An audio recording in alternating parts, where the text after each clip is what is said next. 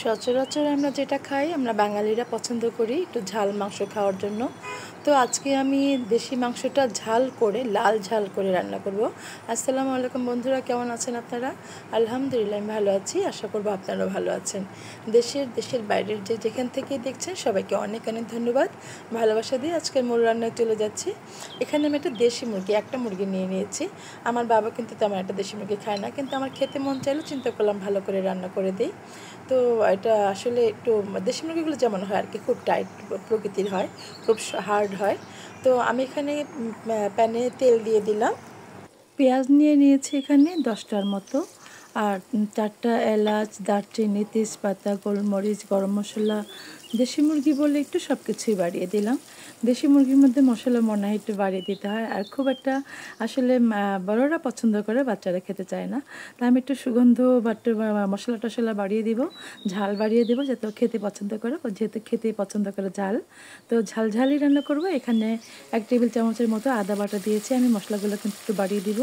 2 table চামচের মতো পেঁয়াজ বাটা দিয়েছি, আর পেঁয়াজের পানিটাও দিয়ে দিলাম। এই পানি দিয়ে আমি একটু কষিয়ে নিব। এটা একটু ভাজা ভাজা হবে 2 থেকে 3 মিনিটের মতো। একটু যখন কালারটা চলে আসবে তারপরে আমি একটু লবণ দিলাম আর সব মশলাগুলো দিয়ে দিব। লবণটা তো স্বাদ মতো দিতে হবে, আপনারা জানেন যে একটা মুরগির মধ্যে যতটুকু লাগে সেটাই দিলাম, কিন্তু যদি লাগে আমি একটা পরে দেখে নিব। একটু ভাজা হয়ে গেছে, এই পর্যায়ে এখন আমি মশলাটা দিব। অনেক সময় কিন্তু আমি মশলাটা ভিজিয়ে রাখি, বাট আজকে ভিজিয়ে রাখলাম না, গুঁড়োটাই দিলাম, যেহেতু এখানে পানি দেওয়া আছে। একটু ধনে গুঁড়ো দিলাম, আর মরিচ গুঁড়ো দিব 3 চামচের মতো। দেখেন আমি এটা হলুদ গুঁড়ো দিলাম 1 চামচের মতো, আর মরিচ গুঁড়ো দিব 3 চামচের মতো। ঝাল, লাল ঝাল রান্না করব। আমি এটা কষিয়ে নিচ্ছি, পানি দিয়ে কষিয়ে নেব। যদি লাগে তাহলে আর একটুখানি পানি দিব, দেখে দেখে আমি দিব।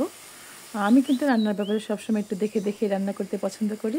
একটু সয়া সস দিয়ে দিলাম 2 টেবিল চামচের মতো। মাংসের মধ্যে কিন্তু সয়া সসটা যায়।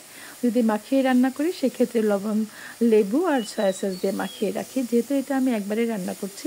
সো এখানে আমি সয়া সসটা দিয়ে দিলাম, এটা দিয়ে আমি কষিয়ে নিচ্ছি। দেখেন মশলাটা কিন্তু মোটামুটি কষানো হয়ে গেছে।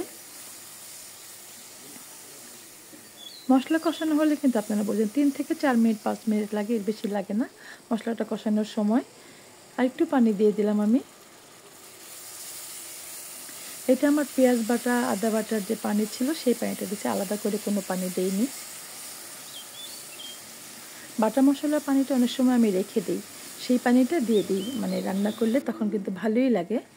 তো এখানে আমি মুরগিটা দিয়ে দিলাম, একটা মুরগি কিন্তু নিয়েছিলাম। আর আলুটাও সাথে সাথে দিয়ে দিলাম, এই আলুটাই আমি পছন্দ করি। আমরা তো মুন্সিগঞ্জের মানুষ, আলু পছন্দ করি, আলুটাই আমার ভালো লাগে। আলু আমার বাবুও পছন্দ করে। আলু আর মাংস একসাথে দিলাম, যেহেতু দেশি মুরগি এটা সিদ্ধ হতে সময় লাগবে, যতটুকু সময় লাগে ততটুকু সময় আলুও সিদ্ধ হয়ে যাবে। তো আমার মোটামুটি এখানে আমি উল্টে পাল্টে দিচ্ছি, এটাকে চেঞ্জ করে দিচ্ছি। আপনারা ভালো করে একটু কষিয়ে নেবেন, এই মুরগিটা কষিয়ে নিলেই কিন্তু মজা হয়। লাল ঝাল মুরগি, ঝাল মশলা কিন্তু বেশি বাড়িয়ে দিয়েছি, দারুণ হয়েছে। আমি কিন্তু খেয়ে তারপরে আপনাদেরকে ভয়েস দিয়ে সবসময় বলি, এটা আমার অভ্যাস, আমি বলে দিই যে আমি খাওয়ার পরে ভয়েস দিয়েছি। আমার মাংসটা অনেক মজা হয়েছিল, কিন্তু আমার বাবু বলেছে এটা দেশি মুরগি কেন রান্না করেছো। ওইটু নরম মুরগি বা ফার্মের, আসলে বাচ্চারা তো সব বাচ্চারাই ফার্মের মুরগি পছন্দ করে, আর শুধু রোস্ট পছন্দ করে। রোস্ট আমি ঈদের মধ্যে করে দিই, রোস্ট খেতে পছন্দ করে। তো আমি ঢেকে ঢেকে ঢেকে ঢেকে এটাকে কষাচ্ছি। বন্ধুরা, আমার ভিডিওটি কেমন হয়েছে যদি ভালো লাগে প্লিজ একটু সাবস্ক্রাইব করে দিবেন, পাশে থাকা বেল বাটনটি একটু প্রেস করে দিবেন, যাতে যখনই আমি নতুন নতুন ভিডিওগুলো আপলোড করব সেটা নোটিফিকেশন সবার আগে আপনার কাছে পৌঁছে যাবে। কি আপনারা মনে করছেন যে মশলা বেশি হয়ে গেছে? না, বেশি হয়নি। এই দেশি মুরগিগুলো একটু লাল ঝাল ভালোই লাগে, যেহেতু আমরা ঝাল খেতে পছন্দ করি। আপনাদের পরিবারে যার যার পরিবারের বাচ্চা কেমন ঝাল কেমন পছন্দ করে সেটা অনুযায়ী দেবেন। আমি কিন্তু আমার পরিবারের অনুযায়ী রান্না করেছি, আপনারা আপনাদের যার যার বাসায় যেরকম আন্দাজ মতো মশলা দিতে হয় সেভাবেই দিবেন। মশলা দেওয়ার কোনো মেজারমেন্ট নাই, আপনারা যেমন পছন্দ করেন তেমনটাই দিবেন। বন্ধুরা, যদি ভিডিওটি ভালো লাগে লাইক কমেন্ট করে চ্যানেলের সাথেই থাকবেন। আপনাদের ইন্সপায়ার করবেন। আপনাদের এই যে ছোট ছোট ভালোবাসা, আগ্রহ, এটা কিন্তু আমাকে এগিয়ে নিয়ে যাচ্ছে। এখানে আমি 1 কাপের মতো পানি দিয়েছি এবং ঢেকে ঢেকে আমি একটু ভুনা ভুনা টাইপের করব। এই জন্য পানিটা বেশি দিলাম না, ঝোল করব না। ঝোল কিন্তু আমার বাবু তেমন একটা, আমরা তেমন একটা ঝোল খাই না। আপনারা হয়তো সচরাচর দেখে থাকবেন আমি যে রান্নাগুলো করি খুব খুব কম। যদি কখনো মনে চায় যে আমি ঝোল খাবো, তখন হয়তো বছরে 1বার 2বার আমরা ঝোল রান্না করি, একটু ব্যতিক্রম করার জন্য। বাট সবসময় চেষ্টা করি সচরাচর যেটা আমরা খেতে পছন্দ করি সেভাবেই খাই। একটু ডিফারেন্ট টেস্ট আনার জন্য মাঝে মাঝে আমি ঝোল রান্না করি, গরুর মাংস ঝোল রান্না করি বা মুরগির মাংস ঝোল রান্না করি।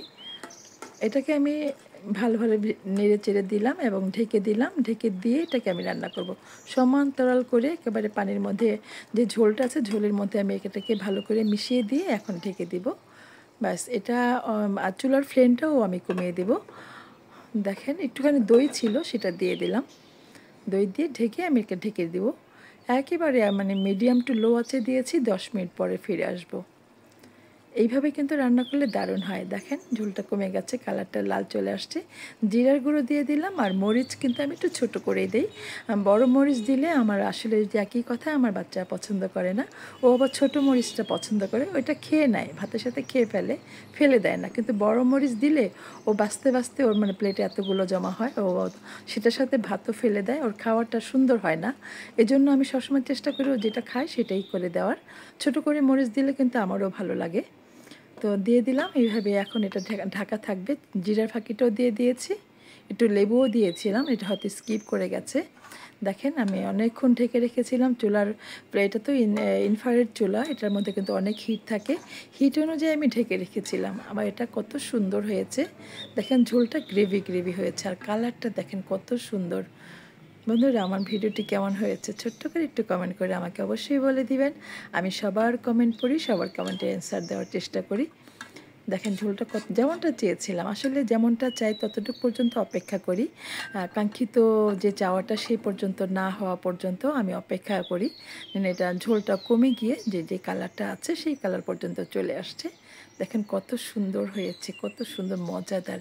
এটা কিন্তু গরম গরম পরোটা দিয়ে খাওয়া যাবে, খিচুড়ি দিয়ে খাওয়া যাবে, পোলাও দিয়ে খাওয়া যাবে। বাট আমি বলেছিলাম পোলাও করবো, আমার বাবা বলে না, ভাত করো, ঝাল মাংস দিয়ে ভাত মজা হবে। আসলেই কিন্তু মজা হয়েছিল। আমি বলবো আপনারা এইভাবে ঝাল করে ভুনা করে খাবেন। আর এই লাল ঝাল ভুনাটা কিন্তু দারুণ টেস্টি। যারা খান তারা তো জানেন, আর যারা খান না, ব্যাচেলর ভাইয়েরা আপুরা, তাদের জন্য বলবো এটা কিন্তু অসাধারণ মজার। একটু খেয়ে চেঞ্জ করে দেখবেন, খাবার দাবারের মধ্যে একটু চেঞ্জ আনা দরকার। আর এরকম চেঞ্জ আসলে কিন্তু ভালোই লাগে মাঝে মাঝে, এরকম একটু ব্যতিক্রম খাবার। আমি মনে করি কখন কোনটা করে দেওয়া যায়, একটু আলাদা করে, বৈচিত্র্য করে। আর এই খাবারের এই যে ধরনটা আমার খুব পছন্দ। এক এক সময় এক একটা আমার মাথায় আসলে বুদ্ধিটা চলে আসে, এইভাবে করি ওইভাবে করি। হ্যাঁ, বাচ্চারা কিন্তু আজকাল খেতে অনেক বায়না ধরে। দেখেন আমার কিন্তু এই আলুটা পছন্দ, এই আলুটাই আমি খাবো। দেখেন কত সুন্দর সিদ্ধ হয়েছে। একসাথেই কিন্তু দিয়েছিলাম, মাংস এবং আলু একসাথেই দিয়েছিলাম। আপনারা মনে করবেন যে আলু আগে, আলু পরে দিবে, মাংস আগে দিবে, না, আমি একসাথে ঢেকে ঢেকে রান্না করেছি, সবটাই সিদ্ধ হয়ে গেছে। তো বন্ধুরা, দেখা হবে আবার নতুন কোনো ভিডিও, নতুন কোনো রেসিপি নিয়ে। সে পর্যন্ত সবাই ভালো থাকেন। বিদায় নিচ্ছি আমি, মিনা। আল্লাহ হাফিজ।